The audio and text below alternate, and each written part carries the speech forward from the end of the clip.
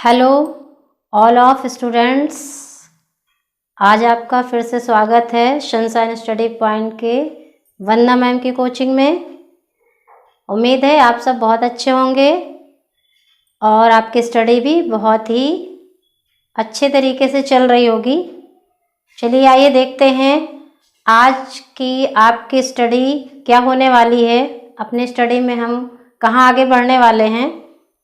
इससे पहले मैं आपको एक जानकारी देना चाहती हूँ कि ये जो वीडियोस बनाई जा रही हैं टेंस सिखाने के लिए, टेंस के जरिए आपको इंग्लिश सिखाने के लिए या इंग्लिश में हमें जो बातचीत करना है, बोलना है, लिखना है, वो स्पेशली उन स्टूडेंट्स के लिए है जो कि बहुत दूर दूर के गांव में रहते हैं और वो चाहते हैं, इंग्लिश सीखना चाहते हैं, उनकी ज़रूरत है, शौक़ भी है, बट कहीं ना कहीं कोई ऐसी असुविधा है उनके पास कि उनके पास ऐसी कोई अच्छी कोचिंग अवेलेबल नहीं है या कोई ऐसा साधन अवेलेबल नहीं है जिसके ज़रिए वो अपने इस इंग्लिश की शौक़ को पूरा कर सकें।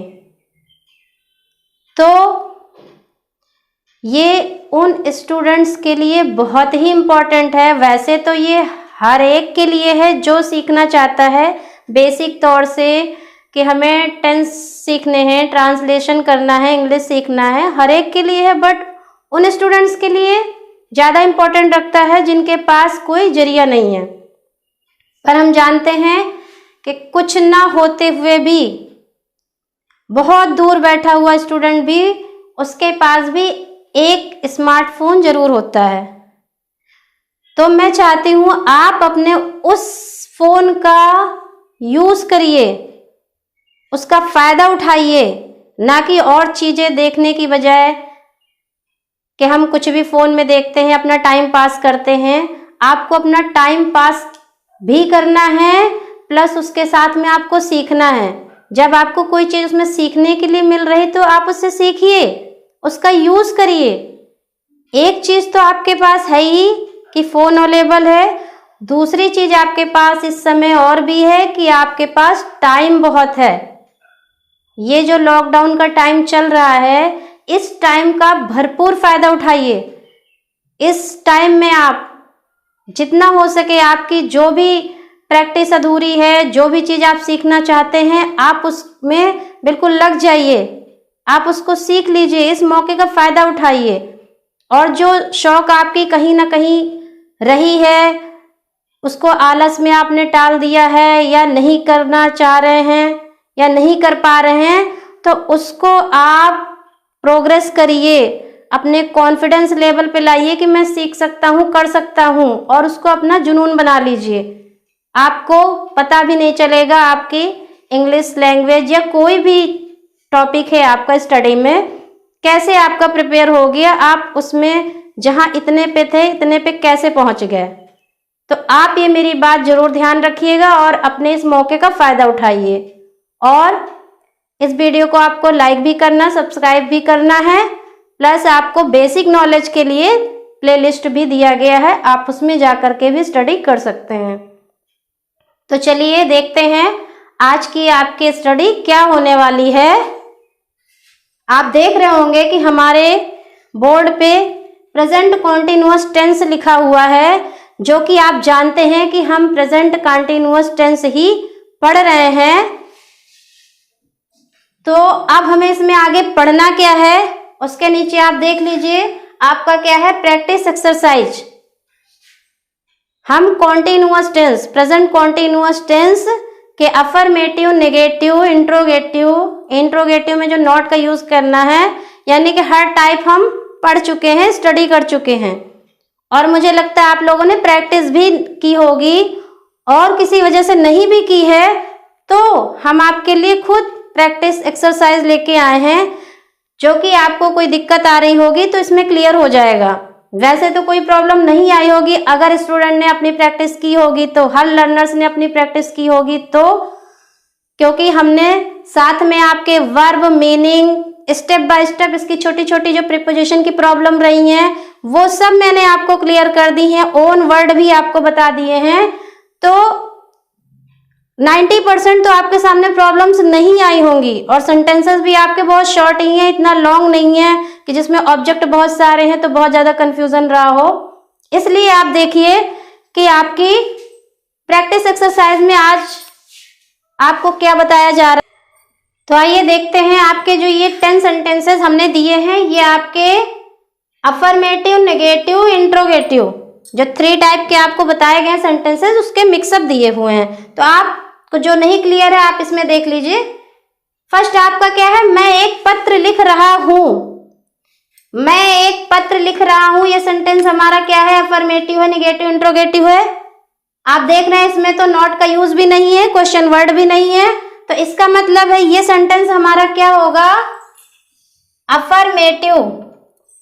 लुक एट, ये सेंटेंस हमारा क्या है, अफर्मेटिव है। अब अफर्मेटिव में हम जानते हैं सबसे पहले हमारा सब्जेक्ट आता है हेल्पिंग वर्ब। हेल्पिंग वर्ब यानी कि इज, एम, आर, जिसमें आप एम को तो साइड ही कर दीजिए, केवल इज, आर का यूज यानी कि इज सिंगुलर सब्जेक्ट के साथ, आर प्लूरल सब्जेक्ट के साथ। और कंटिन्यूअस पढ़ रहे हैं तो आपको पता है कि आपके आइडेंटिफिकेशन में रहा होगा या हुआ होगा, यानी कि लास्ट जो आपका लेटर वर्ड होता है उसमें रहा होगा या हुआ होगा। कंटिन्यूअस में अगर रहा हुआ है तो इसका मतलब हमें आईएनजी का यूज तो करना ही करना है वर्ब की फर्स्ट फॉर्म में। तो आपको अफर्मेटिव में subject, helping verb plus verb की फर्स्ट फॉर्म में आईएनजी प्लस ऑब्जेक्ट। सब्जेक्ट आपका आई यानी कि प्लूरल, सॉरी प्लूरल तो है ही है बट हमने आई को बिल्कुल सेपरेट कर रखा है इस कॉन्टिन्यूअस टेंस में कि आई के साथ हेल्पिंग वर्ब हमारा केवल एम ही आता है, यानी एम के साथ ही केवल आई का यूज होना है। तो आई एम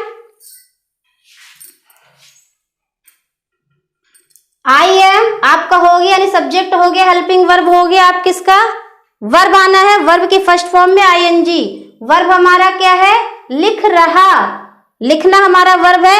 अब आप सोच रहे होंगे कि वर्ब जो दिए जाते हैं उसमें लिखना, पढ़ना, उठना, बैठना, सोना, जागना ऐसे होता है, तो इसमें लिख रहा है, कर रहा है, धक्का दे रहा, छिपा रही, ऐसे करके आ रहे नहीं, रहा आ रहा है। और जब आपने इंडेफिनिट पढ़ा था, प्रेजेंट डेफिनिट पढ़ा था, तो जैसे उसमें लिखना की है तो उसमें लिखता है, पढ़ता है, सोता है, जागता है, इस तरह के, यानी लास्ट में ताता करके आ रहे थे। तो ये जो लास्ट का लेटर है ये आपको उसी वर्ब में लिख दिया जाता है कि आप उसकी पहचान कर सकें, यानी कि वर्ब का मतलब आपको खुद ही क्लियर हो रहा, लिख रहा तो मतलब कि लिखने से ही है, लिखता है तो लिखने से ही है, लिख चुका है तो भी लिखने से है, लिखेगा तो भी लिखने से ही है, वर्ब आपका लिखना ही है।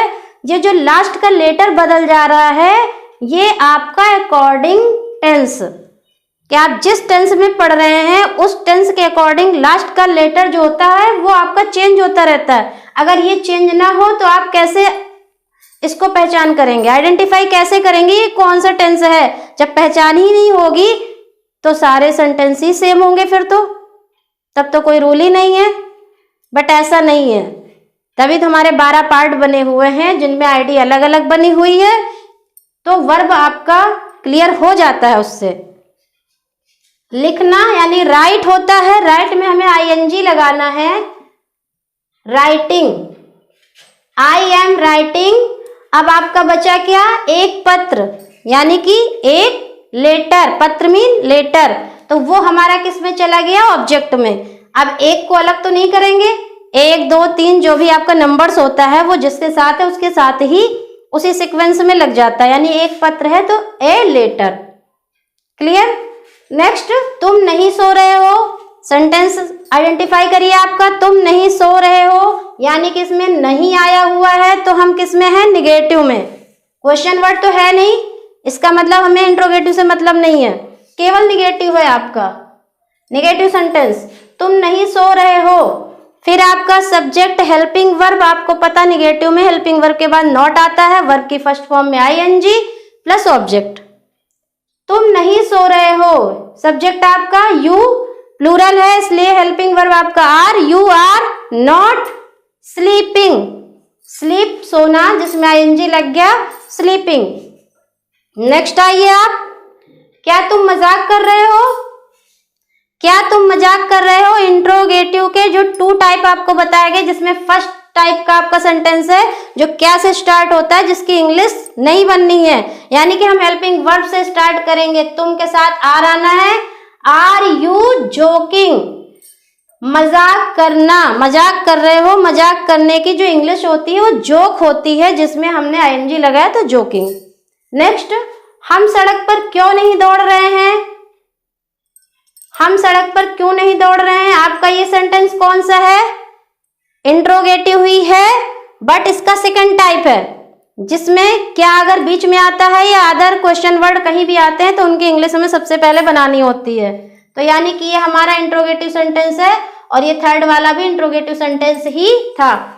अब क्योंकि इंग्लिश बननी है हमारी, why helping verb are, why are subject है हम वी, और हाँ इसमें आपको पता नॉट भी है, नॉट भी दिया है। इसका मतलब है सेकंड टाइप तो है ही है, प्लस उसमें निगेटिव भी है, यानी नॉट का यूज भी है। तो हम जानते हैं कि नॉट का यूज कहाँ करना होता है? सब्जेक्ट एंड वर्ब के बीच में। सब्जेक्ट एंड वर्ब के बीच में नॉट का यूज करते हैं interrogative to negative. Okay, why are we not running on the road? On आपका प्रीपोजिशन है, देखिए आपका सड़क पर, सड़क के बाद लगा हुआ प्रीपोजिशन हमारा पर, इसलिए हम सड़क के पहले ऑन लगा रहे हैं, ऑन दी रोड। मैं तुम्हें कब धक्का दे रहा हूं? फिर आपका क्या है? मैं तुम्हें कब धक्का दे रहा हूं, क्वेश्चन वर्ड मिल रहा है, इसका मतलब इंट्रोगेटिव सेंटेंस है, इसमें नॉट नहीं है, इसलिए केवल इंट्रोगेटिव सेंटेंस ही है। मैं तुम्हें कब, कब यानी कि व्हेन, जिसकी इंग्लिश सबसे पहले बननी है व्हेन एम हेल्पिंग वर्ब आएगा आई पुशिंग यू, धक्का देना का होता है पुश, जिसमें आईएनजी पुशिंग यू। मैं तुम्हें कब धक्का दे रहा हूं, when am I pushing you. Next, वह मुझसे कुछ छिपा रही है, सेंटेंस क्या है? ना तो नॉट है ना क्वेश्चन वर्ड है, इसका मतलब ये हमारा अफर्मेटिव है। वह मुझसे कुछ छिपा रही है, शी इज हाइडिंग, छिपाना का हाइड होता है हाइडिंग। उसके बाद क्या है? वह छिपा रही है हो गया, शी इज हाइडिंग। क्या छुपा रही है? कुछ। आपको बताया था ऑब्जेक्ट अगर एक से ज्यादा होते हैं तो हम क्वेश्चन कैसे पढ़ते हैं। अगर पहले आप सब्जेक्ट पढ़ेंगे, उसके बाद वर्ब रीडिंग करेंगे, वर्ब के बाद आपके पास जो क्वेश्चन आ जाए उसी का आंसर जो मिलता है उसे हम पहले रख देते हैं। तो वह मुझसे, आप ऐसे पढ़िए, वह छिपा रही है, सब्जेक्ट पढ़ा, वह छिपा रही है, तो आप क्या कहेंगे? क्या छिपा रही है? समथिंग, यानी कि कुछ। फिर आप क्या कहेंगे? किससे? मुझसे, यानी कि मी। इसमें जो वर्ड आपके ऑब्जेक्ट के दिए होंगे उसी को देख के आपको क्वेश्चन भी बनाना है, उसके जो आंसर मिलेंगे उसी सीक्वेंस में हमें ऑब्जेक्ट को भी रखना है। ऑब्जेक्ट दो एक से ज्यादा होने पर जो भी सिस्टम होता है बनाने का, अभी तो मैं इसमें बता ही रही हूं, इसके अलावा मैं इसका डिटेल और भी आगे बताऊंगी कि जो आपको ना क्लियर हो रहा वो भी क्लियर हो जाएगा। अभी तो आपके शॉर्ट ही हैं तो आप इजिली कर ही लेंगे। लड़के अपना पाठ याद कर रहे हैं, लड़के चूंकि प्लूरल है, प्लूरल के साथ हमें पता था हम आर लगाते हैं, तो सब्जेक्ट प्लूरल है, boys are learning their lesson. ये भी सेंटेंस आपका क्या है? अफर्मेटिव है। हमने बताया था अपने यानी ओन वर्ड भी बताया था, चूंकि यहाँ पे बॉयज हैं, प्लूरल है, इसलिए प्लूरल यानी दे को शो करता है, दे के साथ अपने के लिए दियर का यूज करते हैं, इसलिए दियर लेसन। नेक्स्ट, घोड़ा रेलगाड़ी के साथ दौड़ रहा है, घोड़ा रेलगाड़ी के साथ दौड़ रहा है, ये भी हमारा अफर्मेटिव सेंटेंस है, जिसमें दी हॉर्स, जब हम किसी एनिमल्स को स्टार्टिंग में सब्जेक्ट के रूप में रखते हैं और किसी वाहन का यूज करते हैं तो उसके पहले आर्टिकल दी का यूज होता है। वैसे तो आप लोगों ने पार्ट ऑफ स्पीच में हो सकता है पढ़े होंगे आर्टिकल ए एन दी का यूज, बट अगर नहीं भी पढ़े हैं तो आपको सेंटेंसेस के साथ में मैं सपोर्ट के रूप में बता देती हूँ कि आपको कहाँ कहाँ दी का यूज करना है, कंफ्यूजन ना रहे। तो आप जब सेंटेंसेस करते हैं, मैंने उस दिन बताया था जैसे कि टू का यूज करना, कि कहीं से कहीं को जाते तो टू का यूज करते हैं। स्पेशल कोई एक चीज होती है, चंद्रमा हो गया, सूरज हो गया, धरती हो गई, जो एक ही चीज हमारे यूनिवर्स में है, उसके पहले भी हम दी का यूज करते हैं। और सब्जेक्ट के रूप में किसी एनिमल्स को रखा या हम किसी वाहन का यूज कर रहे हैं जाने के लिए, तो उसके पहले भी दी का यूज करते हैं। इसीलिए आपका इसमें the horse is running with the train. तुम मेरी सहायता क्यों नहीं कर रहे हो? देखिए क्यों भी है, नहीं भी है, interrogative to negative, interrogative to negative sentence है आपका। क्यों? Why are you not helping me? Me आपका ऑब्जेक्ट है जो लास्ट में है, एक ही ऑब्जेक्ट है, इसलिए बस इसमें कुछ समझना नहीं है। यह बच्चा कैसे हंस रहा है? कैसे यानी क्वेश्चन वर्ड आया हुआ है, इसका मतलब आपका कौन सा सेंटेंस है? इंट्रोगेटिव। यह बच्चा कैसे हंस रहा है? How is this child? यह बच्चा आपको बताया था, वह लड़का, यह लड़की, मेरा भाई, तुम्हारी बहन, ऐसे अगर आते हैं सब्जेक्ट के रूप में तो उनकी इंग्लिश हम एक साथ ही बनाते हैं। यह को अलग और बच्चा को अलग नहीं करेंगे, वह मेरा भाई है, वह को अलग, भाई को अलग नहीं करेंगे, इसमें सब्जेक्ट क्लियर नहीं होगा। तो इस तरह से आते हैं तो एक साथ ही होता है, इसीलिए this child. How is this child laughing? That's clear. आपके ये प्रैक्टिस सेंटेंसेस जो आपने तो किए ही हैं, साथ में जो दिए हैं हमने, अगर कुछ प्रॉब्लम रही होगी तो मुझे उम्मीद है वो भी सॉल्व हो गई। आइए देखते हैं आपके आगे क्या दिए हैं। बस थोड़ी सी और चीज जो आप लास्ट में देखते हो, रेगुलर देखते हो, आपको पता है कि हम अपने ट्रांसलेशन के साथ साथ में वर्ब भी सीख रहे हैं। तो वही वर्ब जो आपको आज फिर 5 दिए गए हैं जो कि न्यू आपके हैं। खरीदना, बाई, पाना, गेट, घृणा करना, हेट, अपमान करना, इंसल्ट, शामिल करना, join. Buy, bought, bought, get, got, gotten, hate, hated, hated, insult, insulted, insulted, join, joint, joint. These are 5 verbs जो कि आपको आगे प्रिपेयर करने हैं। और आपके देखिए, जैसे हम बताते हैं आपको मीनिंग्स अंडरलाइन करके नोट डाउन करना है। आपके जो ये 10 सेंटेंसेस दिए गए हैं, इनमें जो भी मुझे मीनिंग्स लगी कि आपको नहीं आ रही होंगी या आपको जरूरत पड़ेगी, तो मैंने ये शो कर दिए हैं आपके मीनिंग्स। पत्र, मजाक करना, सड़क, धक्का देना, छिपाना, याद करना, हंसना, लिखना। ये आपकी प्रेजेंट कॉन्टिन्यूअस टेंस की जो स्टडी थी आपके कंप्लीट हो गई है और आपने भी इनकी स्टडी की है। नहीं की है, जो कुछ आपका मिसिंग है, रह गया हो, आप वो करते रहिए। आपको कंटिन्यू बने रहना है, कॉन्टिन्यूअस की तरह। कंटिन्यूटी अपनी नहीं छोड़नी है। अगर आप कंटिन्यूटी नहीं छोड़ेंगे किसी भी हालत में, तो आपका श्योर है कि आपको इंग्लिश तो आनी ही आनी है। सारा बेस आपका जो है इंग्लिश सीखने का, वो हमारा टेंस यानी ट्रांसलेशन ही होता है, उसको हमें पकड़ना है। तो आप लोगों के साथ मेरी शुभकामनाएं हैं। आप ऐसे ही वीडियो को पूरा देखिए और उनसे सीखते रहिए।